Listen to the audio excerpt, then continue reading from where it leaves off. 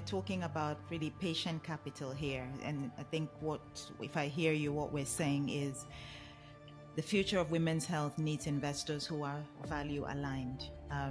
It's not about chasing the fast return, which comes in 2-3 years. I mean, some investments will deliver faster, some slower, Of course, depending on the innovation cycle. Yeah. Technologies and business models where with wonderful stories and wonderful, let's say, ideas to meet some medical need. But we are in a medical sphere. This is not the lifestyle story.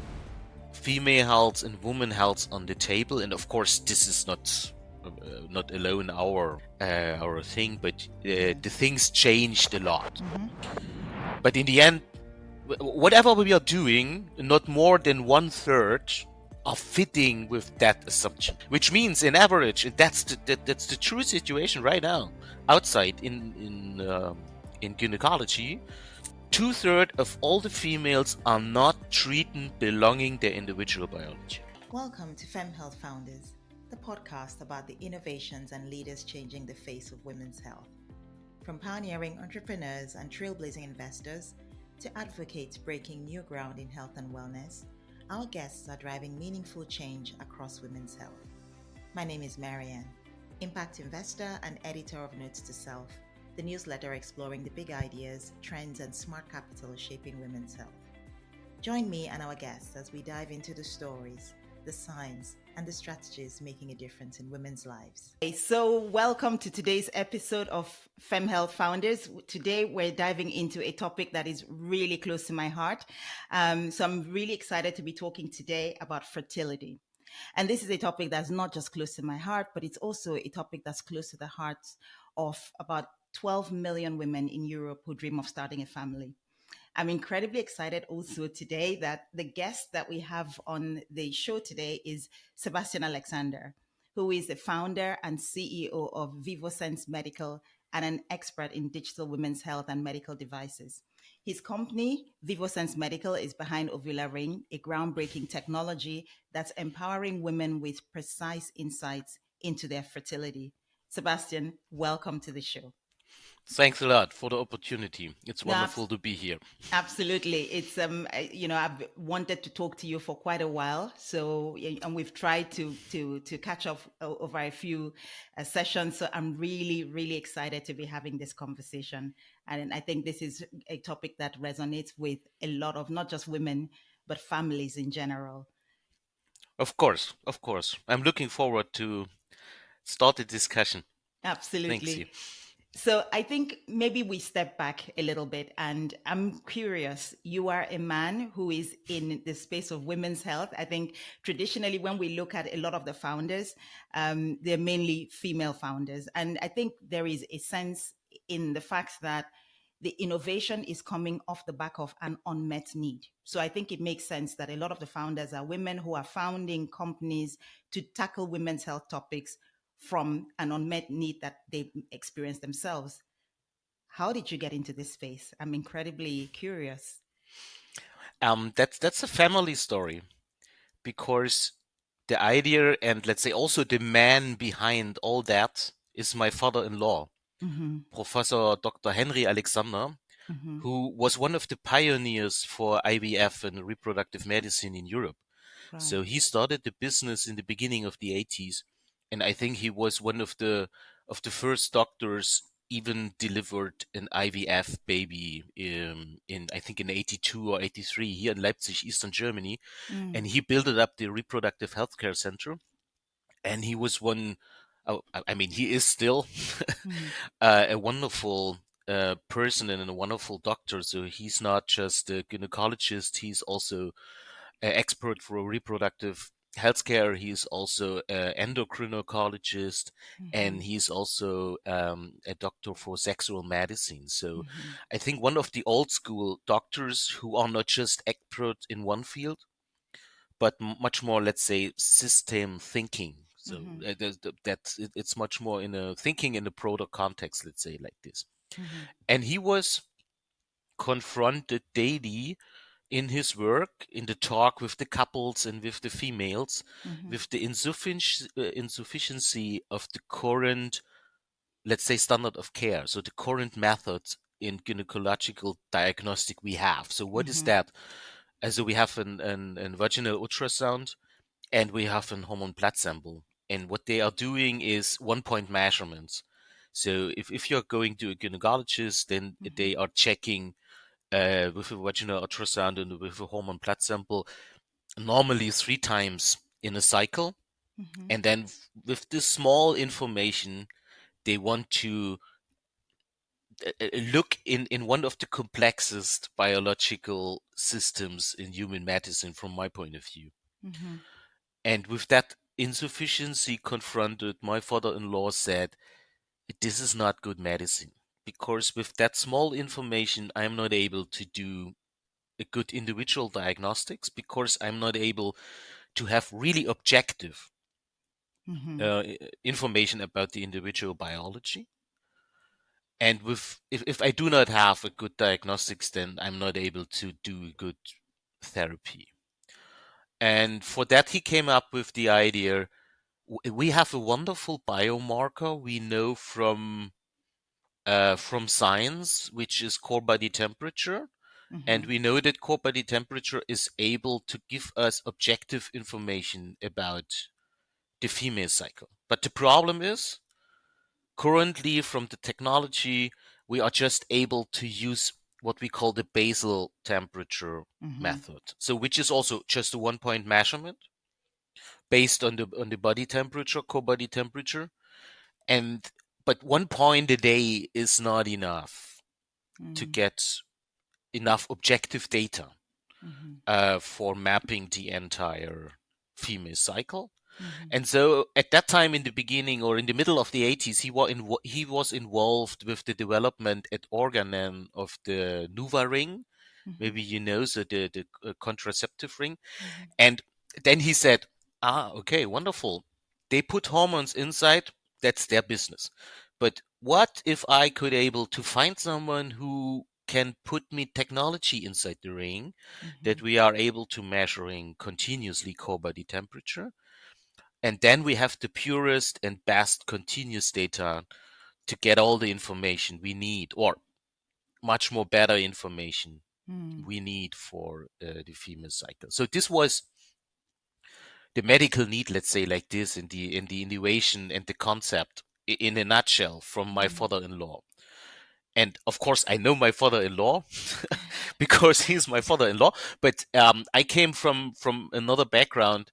But I had some startup experiences in the beginning of my 20s. So I built up a company, and then when I came back to marry my wife, I worked for the university in Leipzig because I tried, or I had the plan to do a PhD.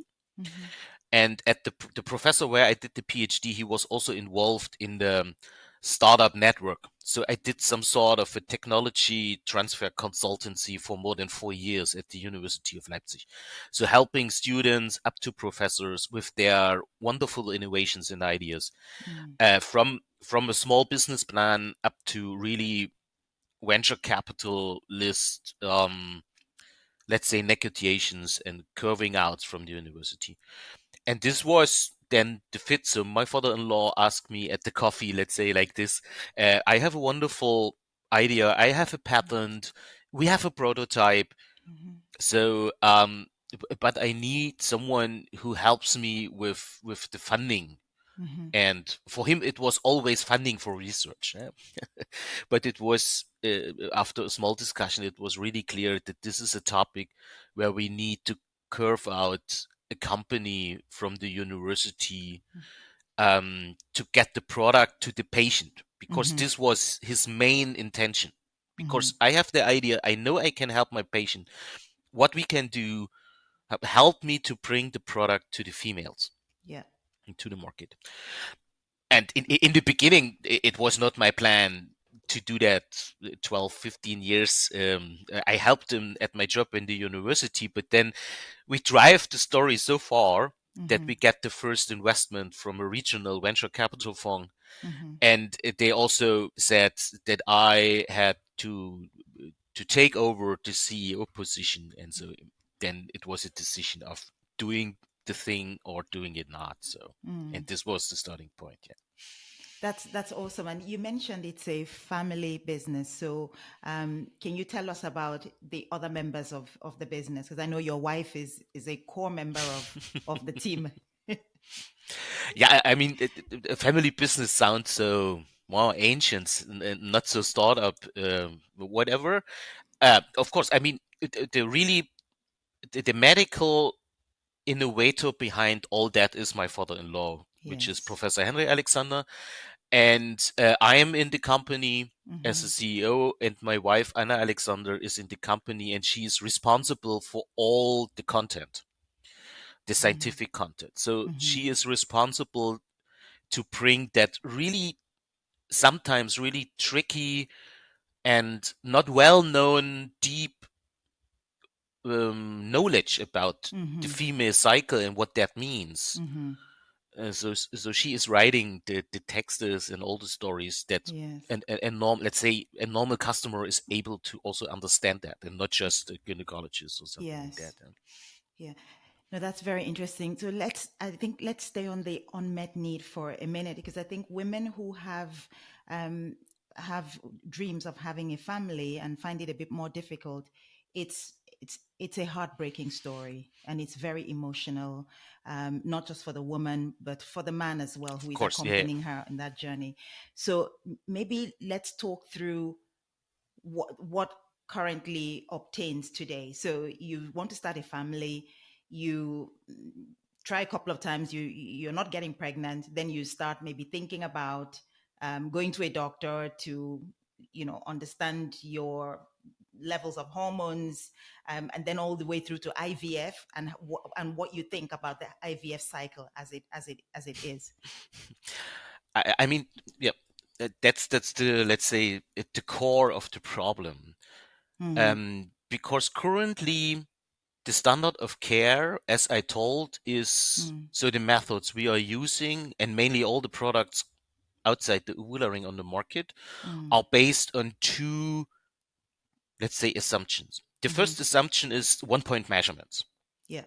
So even when they are, so the old basal temperature And that's method. That's the one you take in the morning, the first Yeah, temperature in the morning, and that's the 1 point. yeah, That's it. and just to tell you, because we did some research with our data with chronobiologists, because the assumption behind the basal body temperature is that the lowest point, the nadir of your temperature within 24 hours, is right in the morning before you're waking up. Yeah. But that's not true. Really? We could prove that. So it could be, so it's also somehow individual, and it's shifting. Yes. So the assumption that the best point in the morning, so the basis for the assumption for the basal body temperature is false, first of all. Wow. Second thing is 1-point measurements are not enough. Yes. And the third thing, which is maybe the worst story, is that it's always the same, that we still have the assumption of a standard female cycle, which is the 28-14 story. Yes. Which not just we learn at school, which also they are studying at the university. So 28 days is the normal standard average of a female cycle, and the ovulation is right in the middle. That's what we learned at school. That's what we learn. That's also the assumption of the gynecologists, and that's the basis for all diagnostics, therapies, and the IVF we have. Yes. So all billions of females all over the world are putting in one basket, 28-14. Yes. We have right now, when we are looking at our data, which is, from my point of view, the biggest database worldwide we have about that, but more than 50,000 cycles, continuous measured core body temperature. If we are putting 28-14, asking the database, the result is 2%. Wow. I mean, we have a ±5, so that's normally in the medicine some let's say small shifts. But in the end, whatever we are doing, not more than 1/3 are fitting with that assumption. Yes. Which means, in average, and that's the true situation right now outside in gynecology. 2/3 of all the females are not treated belonging their individual biology. Yes. So it's not personalized for No, a and lot it's a of the big it's females. a big problem.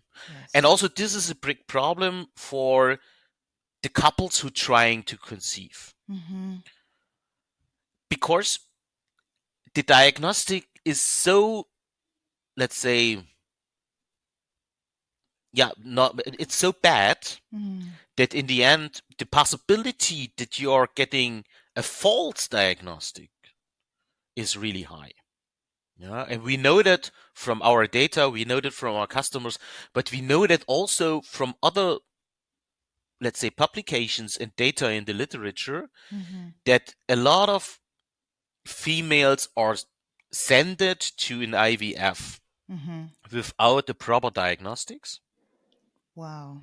and then starting really a harsh therapy. I mean, so and then additionally, we have two, let's say, psychologically mental problems. One is Mm-hmm. on the, from my point of view, on the side of the couple, Mm-hmm. because we are used to that, let's say, to an on-off medicine. So Mm-hmm.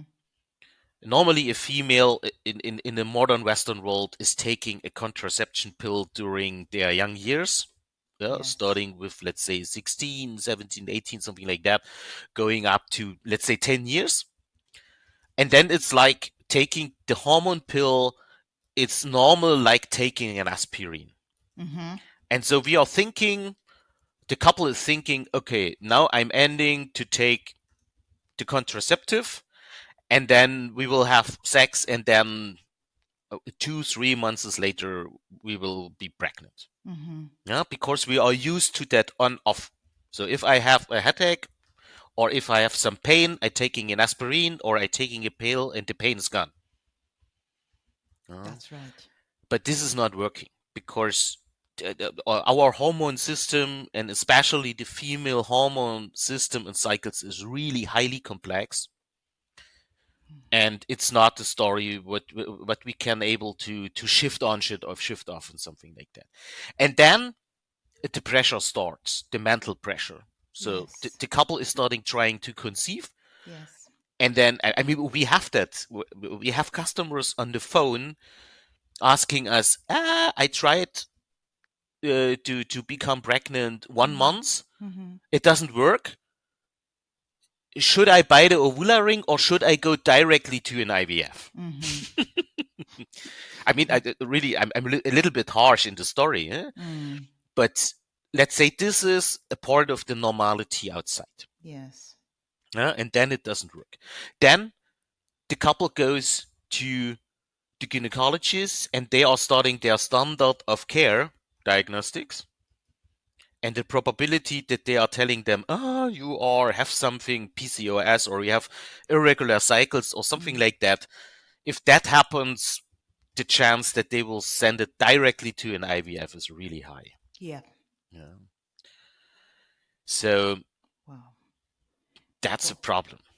that's, I think that is so clear. You paint a really clear picture. I think for me, what I'm taking away is that when it comes to fertility, the current diagnostics methodology that we have is not enough. We have, I think it's two things. First is, for a lot of us, we use the 1 point measurement. I grew up knowing that you have the 1 point measurement, the basal temperature first thing in the morning, but that's a 1 point measurement, which is not enough. And I think importantly, you've mentioned also that sort of the assumption that actually underlines the measurement of that temperature first thing in the morning, that's also not entirely correct.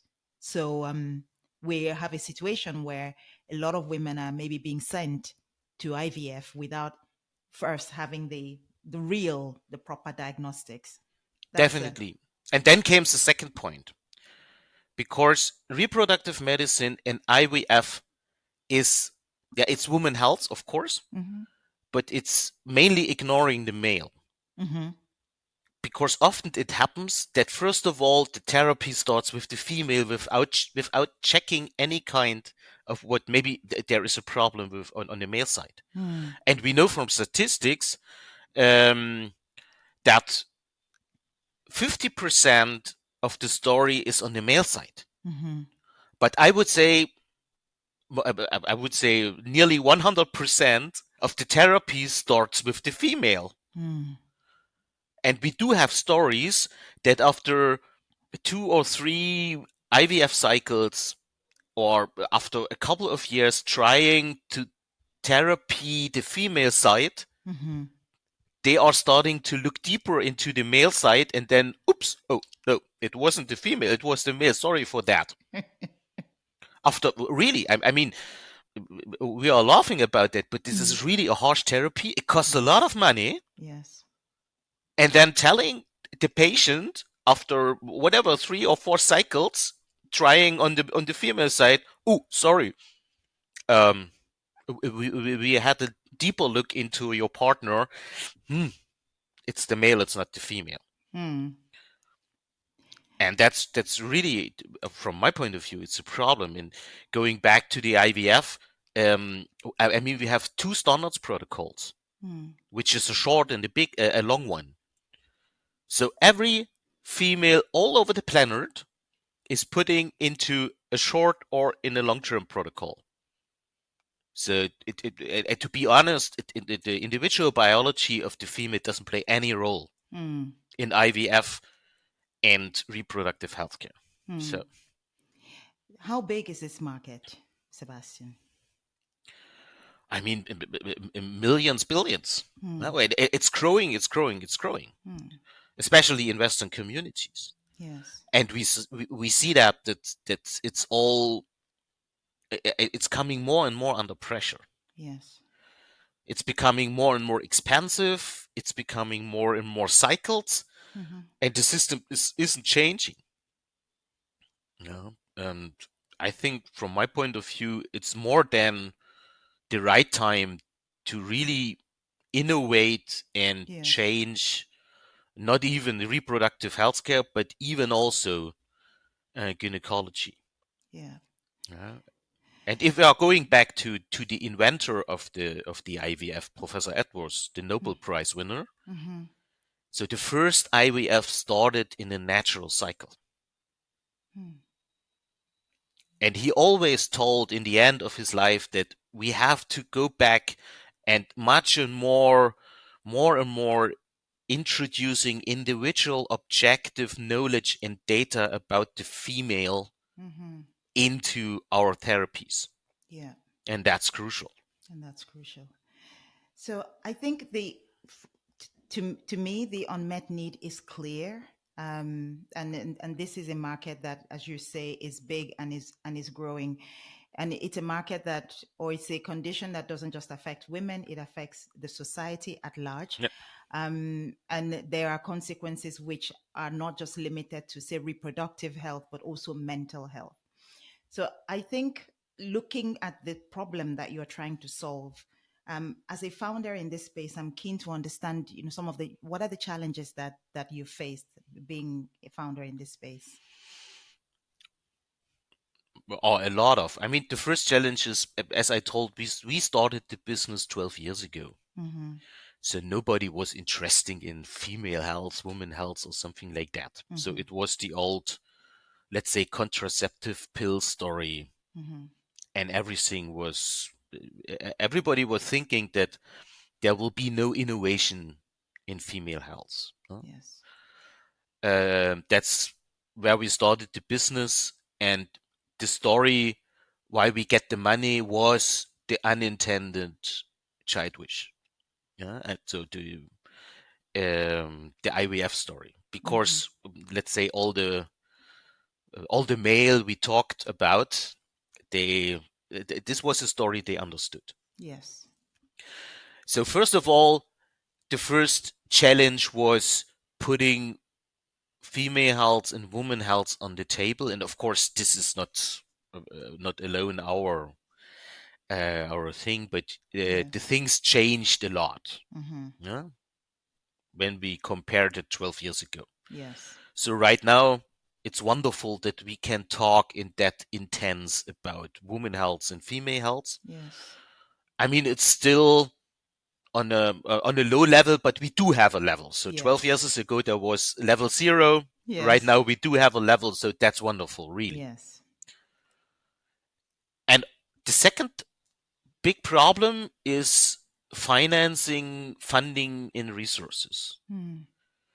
Because, I mean, as an example, so I'm always telling that 12 years ago, the first question of a financier pitching OvulaRing was, what's your solution for males?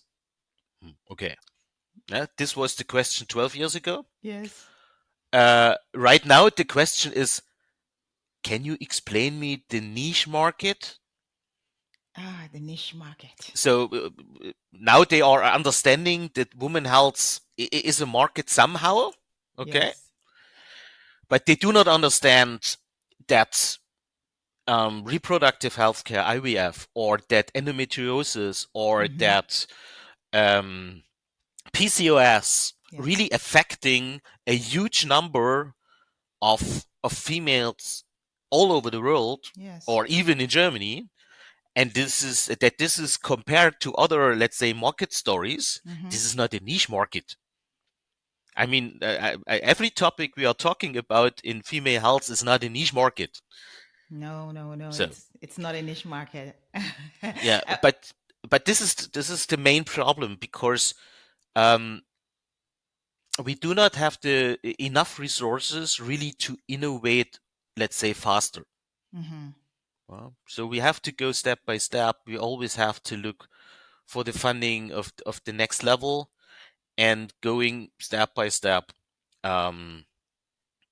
Yeah, the way to bring the product not just to the market, but to tell everybody that this is a first choice. I mean, this is the vision of my father-in-law, that we will become the new gold standard. So we will be the gold standard for gynecological diagnostics. Yeah. No, absolutely. I fully agree with you. It is not a niche market. And I think, as you say, I mean, 5 years ago when we talked about women's health, the question really from an investor point of view was, are you even going to have deal flow? But I think now the conversations are advancing. So I fully agree with you. And I think if we look at a condition like, say, endometriosis, this is a condition that affects 200 million women. Yeah. So it's not a niche market. And I'm glad that we're having these conversations, because I think there's also a bit of awareness and education that we as advocates and as practitioners in this space that we need to bring to the public. So I'm really glad to have this conversation with you. I think if I talk, we've talked about some of the challenges.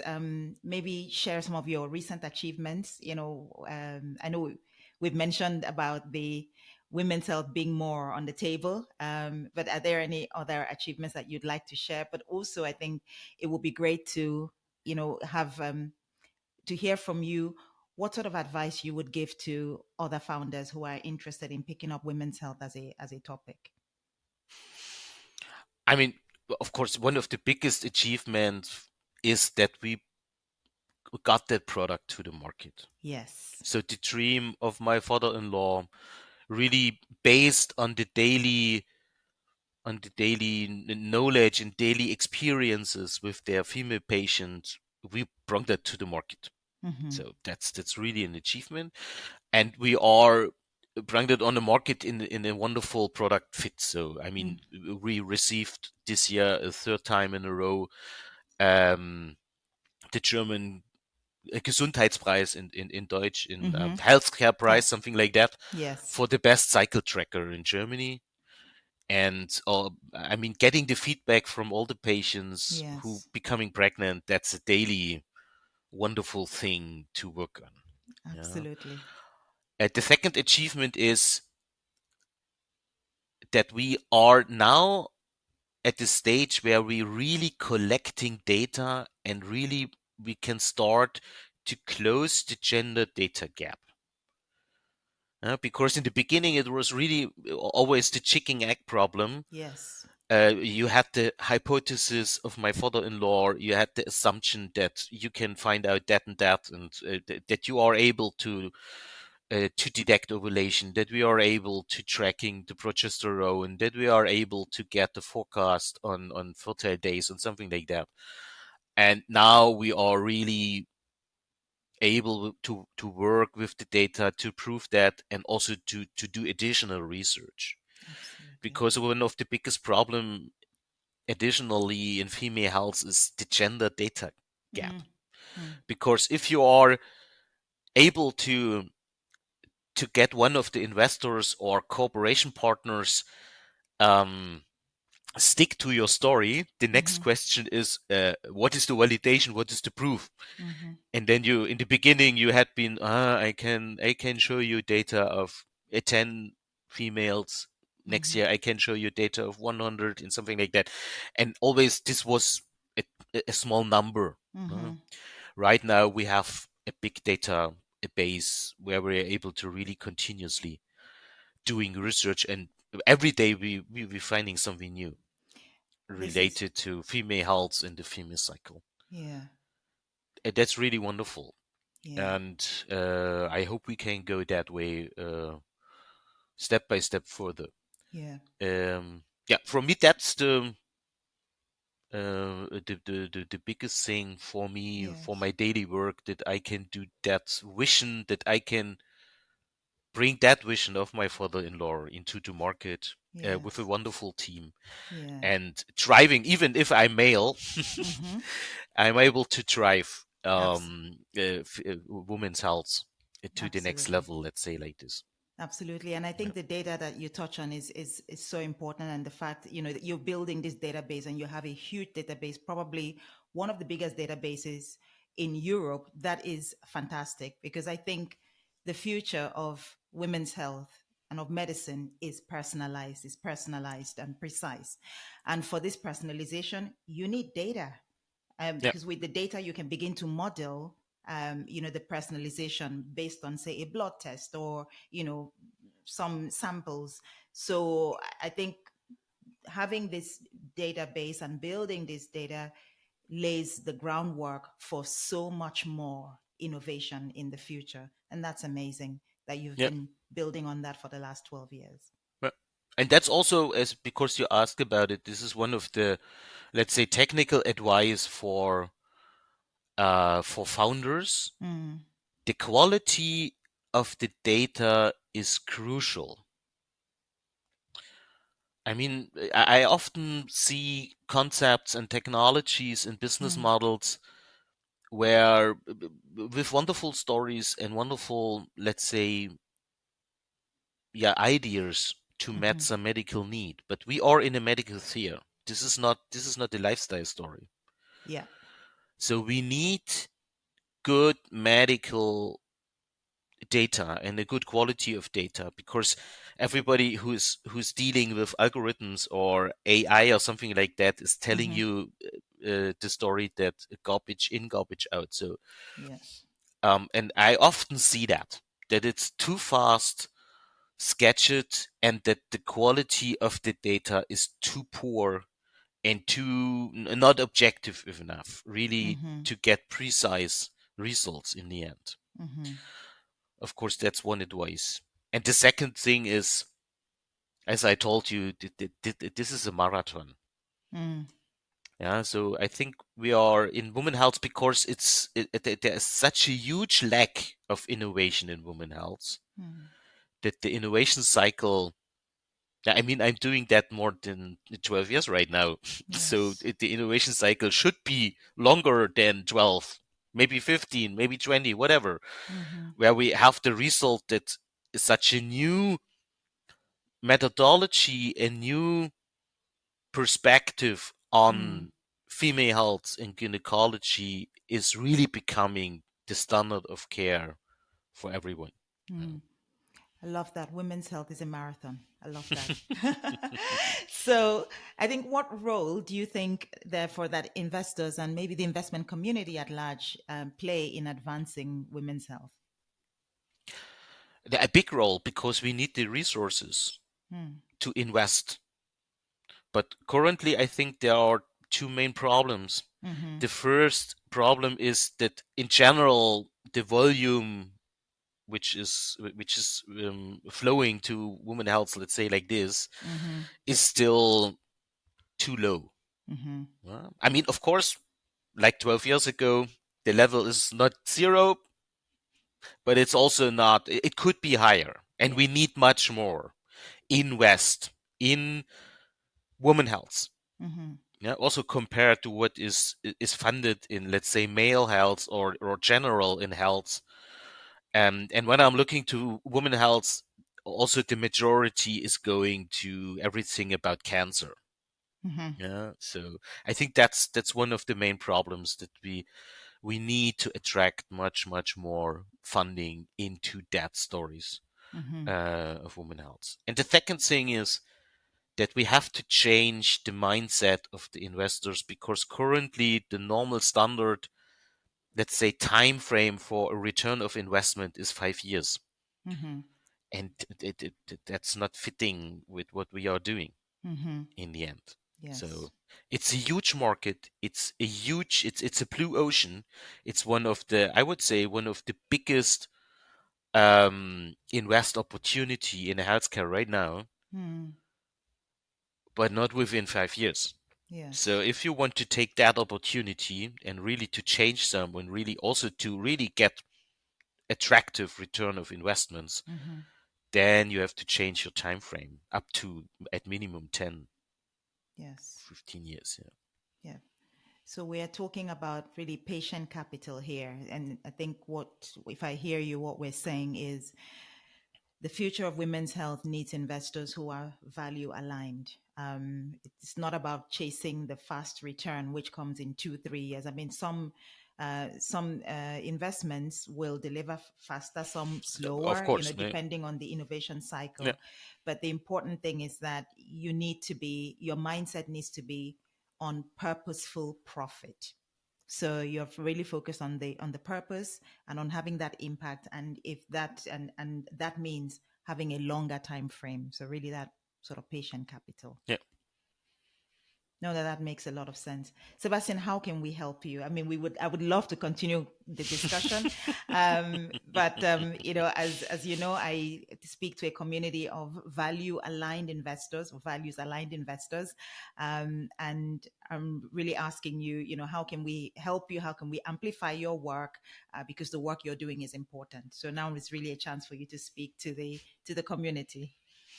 Yeah, thanks for that opportunity. I mean, we are still have a lot of investment opportunities. I mean, when I'm just looking at the list of ideas of my father-in-law, I mean, OvulaRing is not just a thing for IVF. It's really had the possibility to become a gold standard platform for women health. I mean, we do have also customers who are using the product for the support of natural contraception. We do have customers who are using that for menopause reasons. We do have customers who are using that for cycle-based training. We do have concepts for other indications in women health. And we have one of the best, let's say, quality data really to do attractive research in women health. But currently we are going, let's say, step by step. And I would love to accelerate the journey for the interest in the sake of the females outside. But for that, we need much more resources and cooperations and funding. Yeah. Thank you so much, Sebastian. I fully agree with you. It's collaboration, it's cooperation, it's value alignment, and we need to do this all together. Investors, founders, the community at large, coders, developers, we need each other in this ecosystem to advance, to make the advancements for women's health, not just for women, but really for the society at large. That's true. Yeah. Thank you so much for your time and the conversation. We could go on, but I'm just conscious of your time. Thank you so much, and we will continue the discussion. Wonderful. Thanks for the opportunity. I You're, love the discussion. you're Yeah. very welcome. That's a wrap for today's episode. I hope you found the conversation as inspiring and thought-provoking as I did. If you enjoyed this episode, then please subscribe, leave me a comment, and share it with someone who'd love to join the conversation. Don't forget to follow us for updates on upcoming episodes and more insights into the future of women's health. Thank you for listening, and until next time, stay curious, stay inspired, and keep championing the health of women everywhere.